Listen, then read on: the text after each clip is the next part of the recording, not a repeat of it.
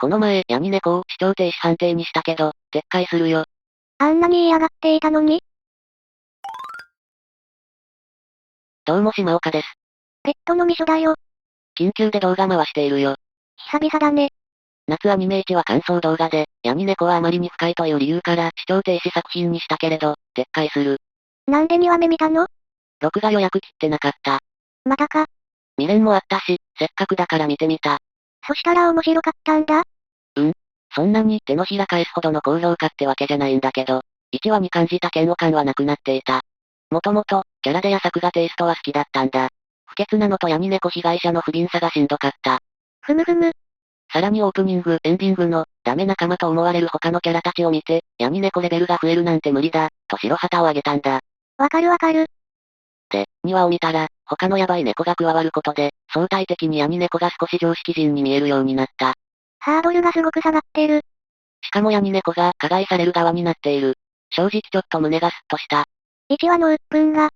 そう、自分は常識人よりだから、1話では親やヤニ猫の妹に感情移入してしまい、ダメージとストレスがマックスだったんだ。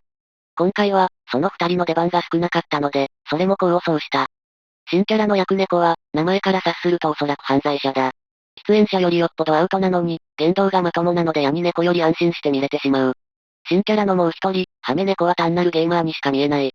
でも単独で見たら、自分が勝てないとキレる迷惑ゲーマーだ。でもヤニ猫と並ぶとはるかにマシに見える。この、でも、の往復で常識が揺らぐ。常識ってなんだろうね。結局人間の価値観は相対的なものなんだなとしみじみ思った。